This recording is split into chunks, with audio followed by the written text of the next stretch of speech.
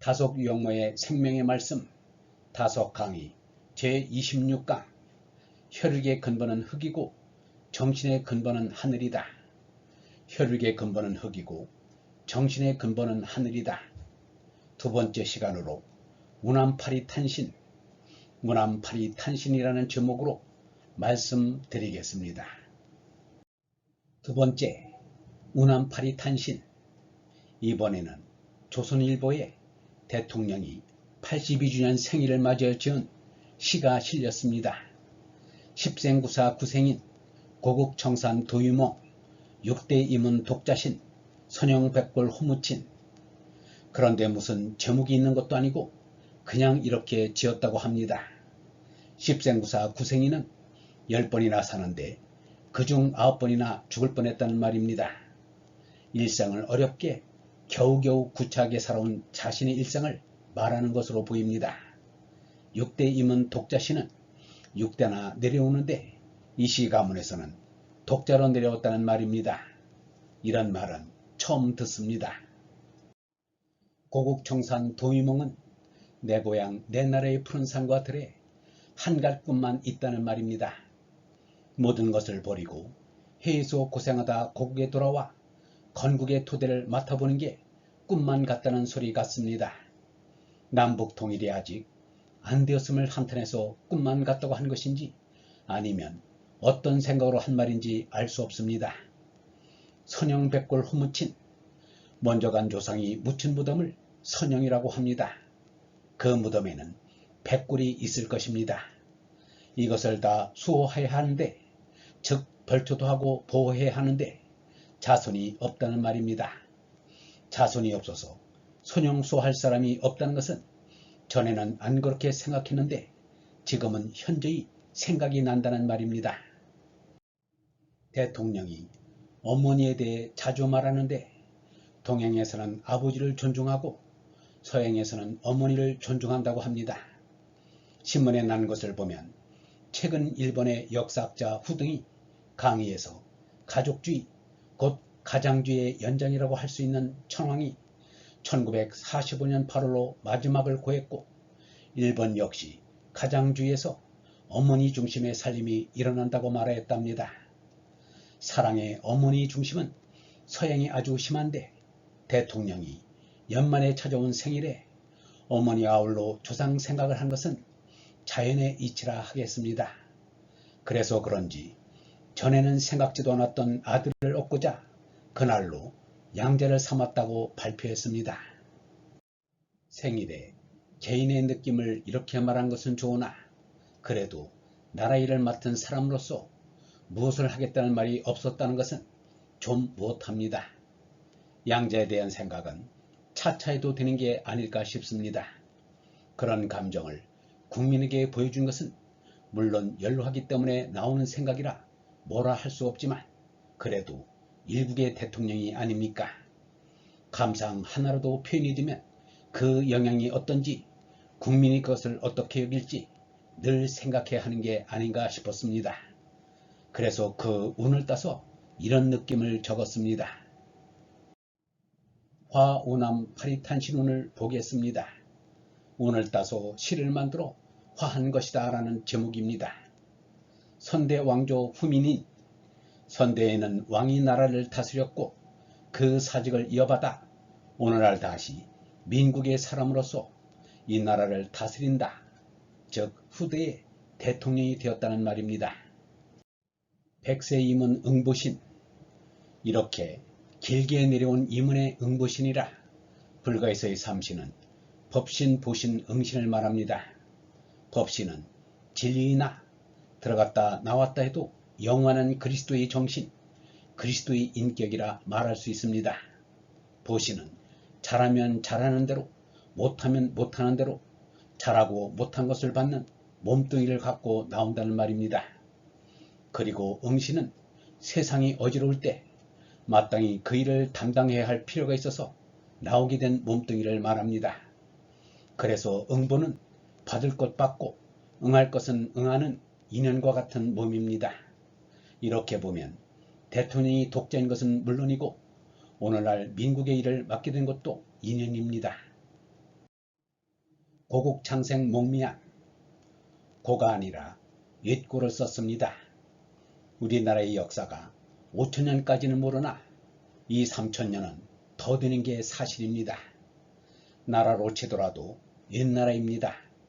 갓 생긴 풋내기 나라가 아닙니다. 고국에서 시퍼렇게 살고 있는 백성의 꿈이 아직도 편치 못하다는 말입니다. 인생은 꿈이고 좋은 꿈을 보자고 사는 게 이 나라 백성인데 그 꿈이 아직 편치 못하다는 뜻입니다.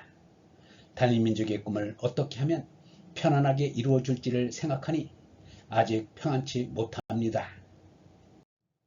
단조진념 괴무친.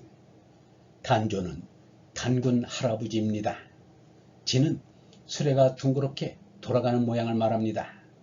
생각을 잡고 골똘히 깊게 하는 것을 진념이라고 합니다. 특히 지혜가 높은 이들이 생각하는 것을 말합니다. 두루 살펴서 높은 데서 보아주는 임금의 생각이기도 합니다. 그런데 단군의 진념을 계승할 사람이 없습니다. 단군의 진념을 몇 사람이 더 계승하여 그대로 하였다면 해방 후 우리나라의 건국이 이런 식으로 되지는 않았을 겁니다.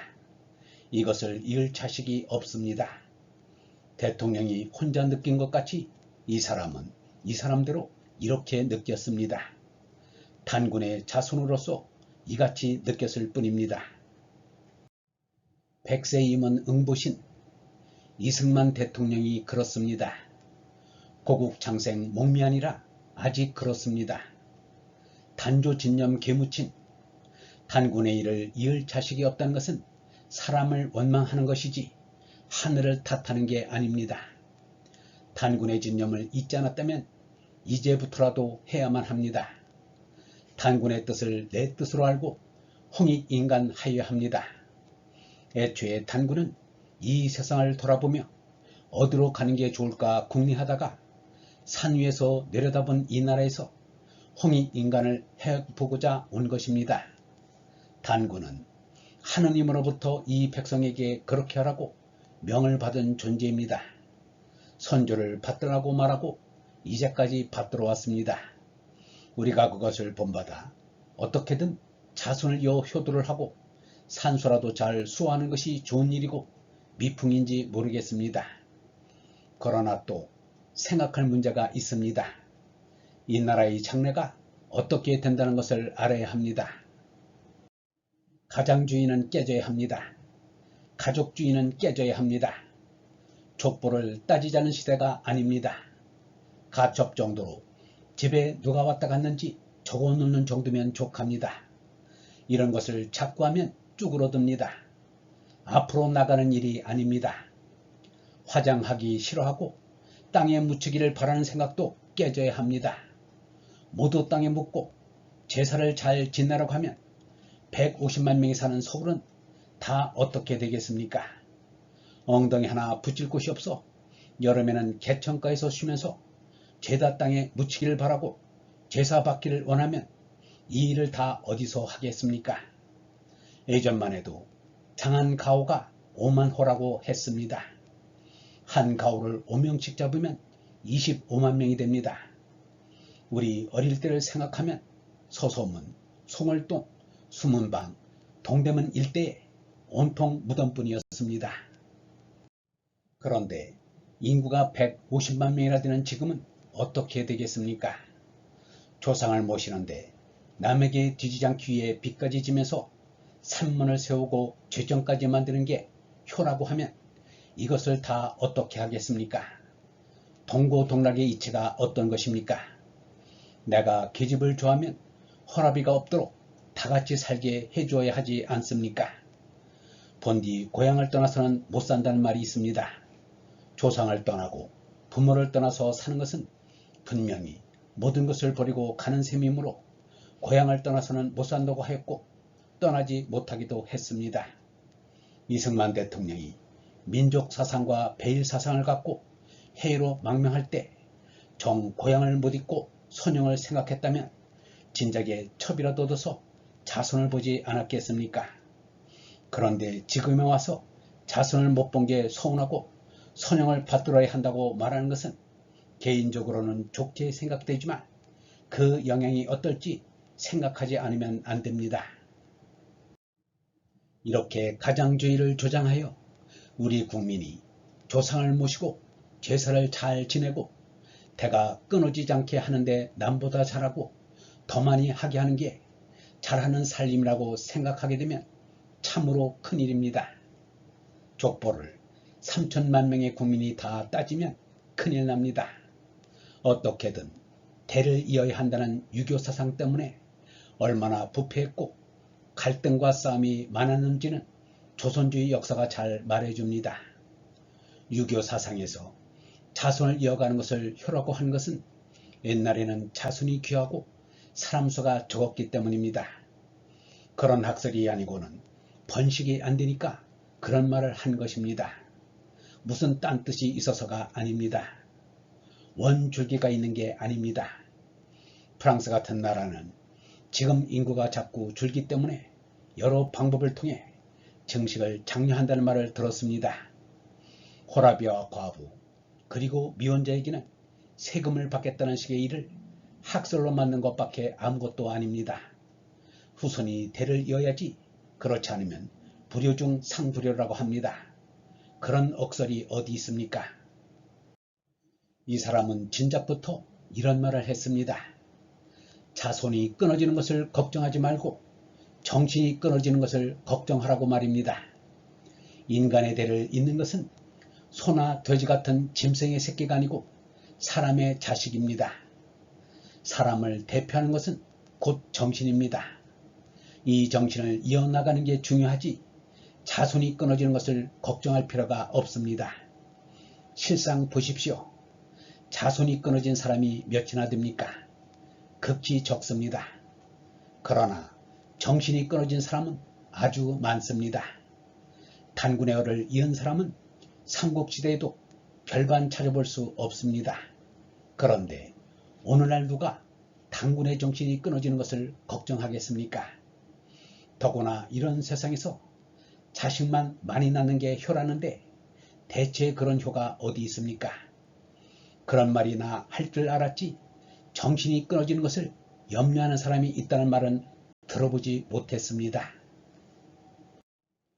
영성신학원 다속아카데미의 하는 소리였습니다.